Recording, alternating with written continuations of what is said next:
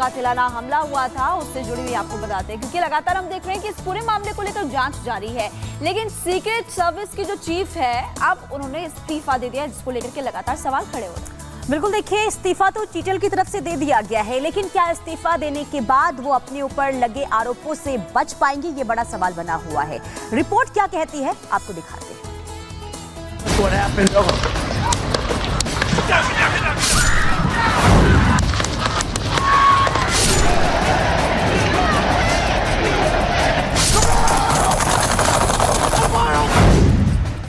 America के पूर्व राष्ट्रपति डोनाल्ड ट्रंप पर हुए कातिलाना हमले के बाद पूरी दुनिया में अमेरिकी सीक्रेट सर्विस की बदनामी हुई। सभी हैरान रह गए कि आखिर इतनी टाइट सिक्योरिटी के बीच कैसे हमलावर पूर्व राष्ट्रपति डोनाल्ड ट्रंप की रैली में घुसा और उन पर घातक हथियार से गोली चलाने में कामयाब हुआ। इस हमले ने एक तरफ अमेरिकी सीक्रेट सर्विस की पोल खोलकर रख दी और अब उसी घटना की जिम्मेदारी लेते हुए अमेरिकी सीक्रेट सर्विस की डायरेक्टर किम्बर्ले चीटल ने इस्तीफा दे दिया है। अमेरिकी खुफिया एजेंसी के चीफ किम्बर्ले चीटल ने ये माना है कि वो और उनकी एजेंसी पूर्व अमेरिकी राष्ट्रपति डोनाल्ड ट्रंप पर होने वाले कातिलाना हमले को रोक नहीं पाए, जिसकी जिम्मेदारी लेते हुए वो अपने पद से इस्तीफा दे रही है। लेकिन आपको बता दें कि वो इस्तीफे के बाद भी इस मामले से बेदाग नहीं निकल पाएंगी। इसे लेकर आशंका तेज है, क्योंकि 13 जुलाई को ट्रंप पर पेंसिल्वेनिया की जिस रैली में जानलेवा हमला हुआ उसके बाद चीटल की संसद की कमेटी के सामने पेशी हुई थी, लेकिन उन्होंने कमेटी को कोई ऐसी जानकारी देने से इनकार कर दिया था जिसका सीधा संबंध ट्रंप की सुरक्षा से जुड़ा था, जिसे लेकर उनके ऊपर कानूनी कार्रवाई की तलवार लटकी है। मसलन कमेटी ने उनसे पूछा था, ट्रंप की रैली में सिक्योरिटी कहां थी? हमलावर ने जहां से गोली चलाई वहां सुरक्षा की जिम्मेदारी किसकी थी? जिस वेयर हाउस की छत से गोली चली वहां सीक्रेट सर्विस के एजेंट क्यों नहीं थे? बताया जा रहा है कि चीटल ने इसमें से किसी भी सवालों का जवाब कमेटी को नहीं दिया। हालांकि उन्होंने इस बात को भी स्वीकारा है कि ट्रंप पर हमले से पहले एजेंसी को संदिग्ध आरोपी के बारे में इनपुट मिली थी, लेकिन उन्होंने इस बारे में भी कोई टिप्पणी करने से इनकार कर दिया है। यही वजह है कि अब रिपब्लिकन पार्टी के नेता भी उनके ऊपर क्रिमिनल केस चलाने की मांग कर रहे हैं। Into Director Cheadle or former Director Cheadle's role in the attempted assassination of President Trump. There may be criminal charges coming in the future. I think she showed up to the Oversight Committee, refused to answer our questions, did not bring any of the information that we asked her to bring and subpoenaed.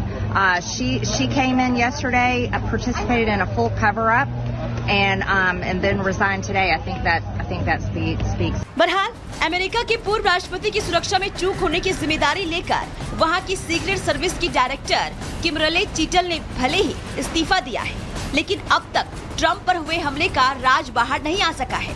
ऐसे में देखना ये है कि अगर Donald Trump दोबारा सत्ता में आए तो ये मामला क्या रंग लेता है। Bureau report, Republic Bharat. खबरों में आगे बढ़ते और बात करेंगे पाकिस्तान की, क्योंकि पाकिस्तान की नापाक ख्वाहिशों को एक बार फिर से झटका लग गया। पाकिस्तान की पीओके वाली साजिश एक बार फिर से पूरी दुनिया के सामने आई और दुनिया के सामने बेपर्दा भी हो गई। पाकिस्तान को ये झटका उसके ही पड़ोसी मुस्लिम मुल्क अफगानिस्तान ने दिया है। पूरी स्टोरी क्या है, देखिए रिपोर्ट।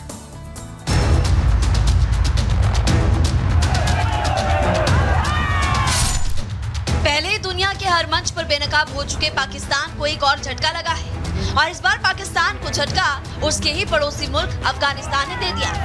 पाकिस्तान को ये झटका अवैध कब्जे वाले कश्मीर यानी कि पीओके पर दिया है। अफगानिस्तान में हुकूमत कर तालिबान सरकार ने जम्मू कश्मीर के कब्जे वाले क्षेत्र पर पाकिस्तान के दावे को मानने से इनकार कर दिया। अफगानिस्तान में हुकूमत कर रही तालिबान सरकार ने कहा कि पीओके पाकिस्तान का हिस्सा नहीं है। आपको बता दें कि भारत ये बार बार कहता आ रहा है कि पीओके का पूरा इलाका भारत का अभिन्न अंग है, लेकिन पाकिस्तान बार बार दुनिया के अलग अलग मंचों पर रोगा कर अपना दुखड़ा सुनाता है। ऐसे में तालिबान का बयान ये बताता है कि पीओके पर पाकिस्तान का दावा झूठा है। दरअसल तालिबान ने 3 दशक में पहली बार अफगानिस्तान की सीमाओं का मूल्यांकन किया। इसमें पाकिस्तान, तजाकिस्तान और जम्मू कश्मीर के साथ लगने वाली अफगानी सीमाओं का मूल्यांकन शामिल है। और अफगानी सीमाओं के साथ ही मूल्यांकन के बाद तालिबान के सीमा एवं जनजातीय मामलों के मंत्रालय ने बयान जारी करते हुए कहा हमने पाकिस्तान के साथ लगने वाली काल्पनिक रेखा ताजिकिस्तान और जम्मू कश्मीर के साथ आधिकारिक सीमाओं का मूल्यांकन किया है। दिलचस्प बात तो यह कि तालिबानी मंत्रालय ने जारी किए गए इस बयान में अफगानिस्तान में शासन कर रहे तालिबानी हुकूमत ने जम्मू कश्मीर के किसी हिस्से के लिए पीओके का इस्तेमाल नहीं किया। मतलब साफ है, तालिबानी मंत्रालय पीओके पर पाकिस्तान के दावे को खारिज करता है और यही वजह है कि पड़ोसी के हाथों पाकिस्तान की हुई धुलाई के बाद पाकिस्तान में सन्नाटा है।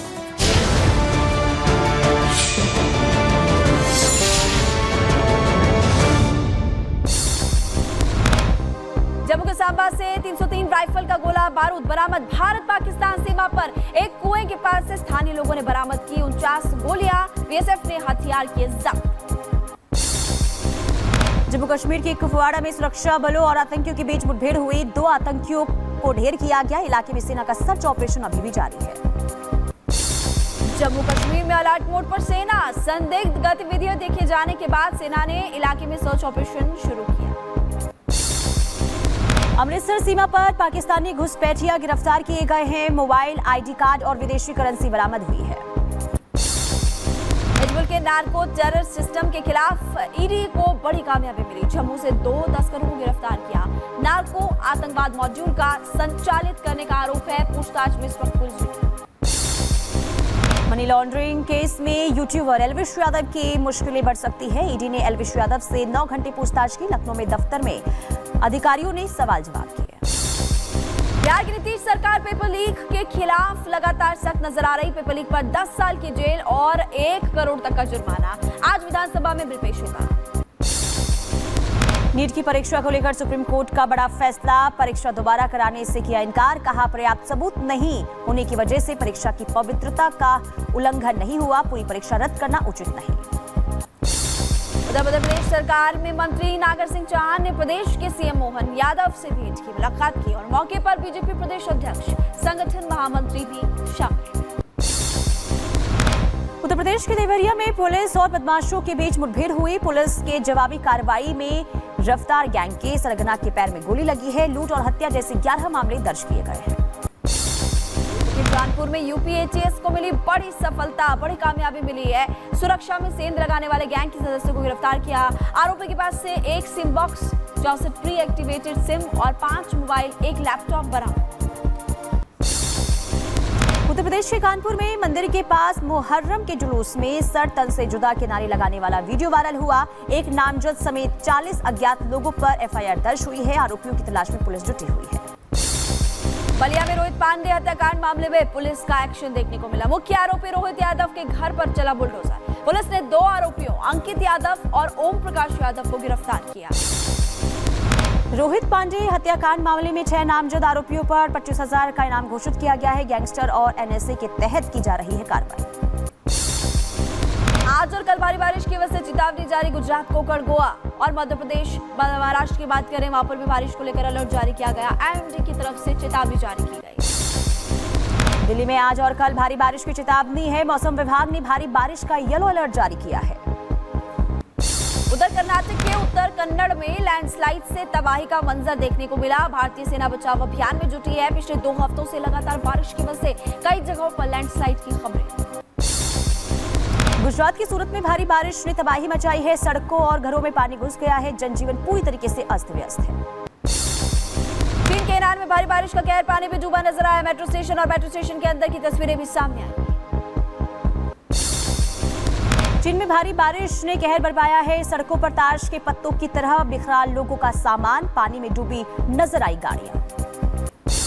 इथियोपिया में भारी बारिश के बाद बिगड़े हालात और भूस्खलन के बाद जिंदा बचे बच्चों को लेकर के लगातार तलाश जारी है। वो लापता बताया। उधर न्यू हैम्पशायर तट के पास नाव से टकराई व्हेल। पानी में पलटी नाव, शिप में सवार दोनों लोगों को सुरक्षित निकाला। फिलिस्तीनी नागरिकों के खिलाफ हमले कर रहा इजरायली कट्टरपंथी। शहरों और घरों पर निशाना बनाया जा रहा है। वाहनों में भी आग लगाई जा रही है। हिजबुल्लाह संगठन और इजरायली सेना के बीच युद्ध तेज हो गई है। गोलीबारी के बाद लेबनान में नजर आया धुआं। दोनों तरफ से ताबड़तोड़ हमले जारी है। अमेरिका के येलोस्टोन नेशनल पार्क में बिस्किट बेसिन गीजर में विस्फोट और फिलहाल किसी के हताहत होने की खबर सामने आई है।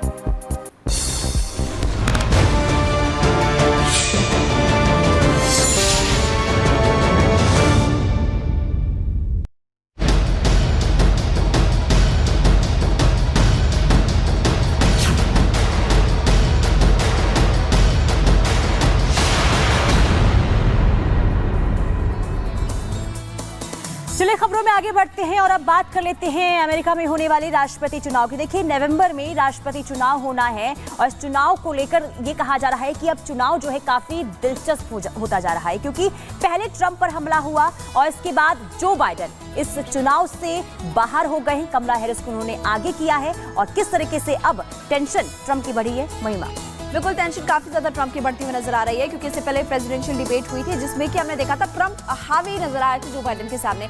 उसके बाद हमला हुआ, हमने देखा वो तस्वीरें भी सामने आई। इसको लेकर जांच पड़ताल लगातार हो रही है, लेकिन अब बाइडेन ने अपना नाम पीछे ले लिया है। कमला हैरिस आगे। कैसे टेंशन बढ़ रही है डोनाल्ड ट्रंप की, आपको इस रिपोर्ट के जरिए बताते हैं।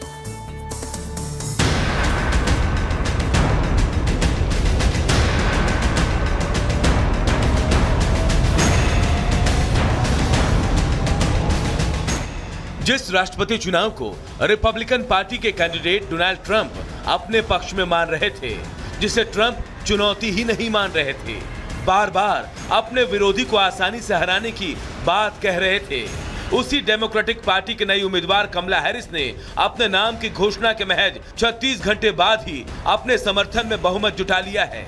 कमला हैरिस का बहुमत जुटा लेना इस बात की ओर संकेत दे रहा है कि राष्ट्रपति की रेस ट्रंप के लिए आसान नहीं रहने वाली। कमला हैरिस के सामने सबसे बड़ी चुनौती ट्रंप थी। कमला हैरिस के सामने सबसे बड़ी चुनौती थी रिपब्लिकन पार्टी के सांसदों का समर्थन, जो बाइडेन के हटने के बाद हैरिस के नाम से नाखुश थे। लेकिन अब पार्टी के सांसदों ने हैरिस के नाम का समर्थन कर दिया है।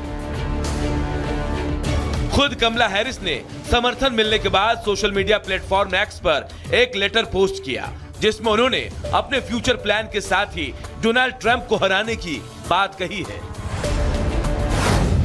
कमला हैरिस का लेटर ट्रंप को हराने की बाद समर्थन मिलने पर गर्व किया। Who believe that every person in our nation who should have the freedom to live safe from the terror of gun violence.